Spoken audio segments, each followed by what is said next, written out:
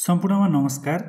आज चाहिँ म नेपालको संविधान 2072 को भाग 3 जस अन्तर्गत मौलिक हकहरूको चाहिँ व्यवस्था रहेको छ त्यसलाई चाहिँ कसरी सम्झिने त 31 वटा मौलिक हकलाई कसरी सम्झिने भन्ने बारेमा चाहिँ व्याख्या गर्न गइरहेको छु।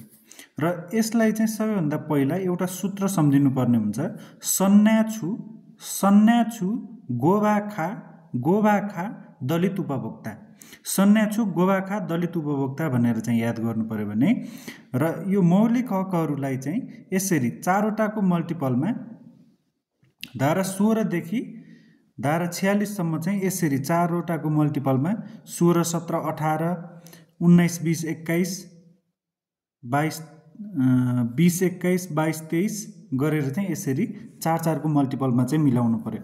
र यो 4 को मल्टिपलको चाहिँ सुरुको चाहिँ याद कसरी हुन्छ भने सन्न्याछु गोभाखा दलित उपभोक्ता र सबाट सम्मान, त्यस पछाडि स्वतन्त्र समान सञ्चार भनेर चाहिँ याद गर्न सकिन्छ।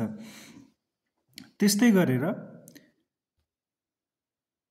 20 मा चाहिँ अब न्यायबाट चाहिँ न्याय नपाएपछि चाहिँ अपराधी हुन्छ र अपराधी भएपछि यातना पाउँछ, यातना पाएपछि चाहिँ या निवारक नजरबन्दमा बस्नुपर्छ भनेर चाहिँ याद गर्न सकियो।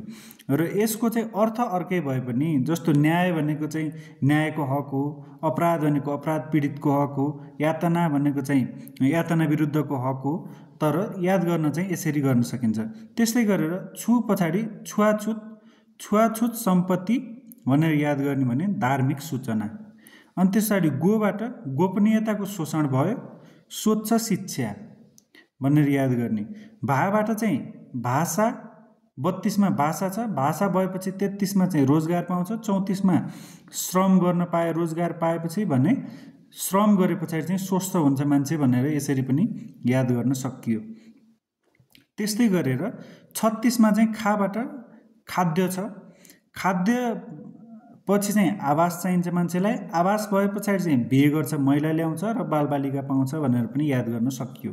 त्यस्तै गरेर 40 मा चाहिँ दलित, त्यस पछाडि ज्येष्ठ नागरिक। दलित ज्येष्ठ नागरिकलाई चाहिँ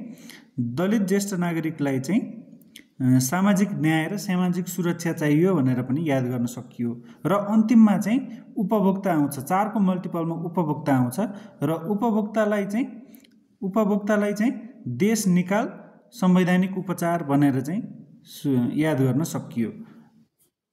र यसरी चाहिँ याद गर्न सकिन्छ।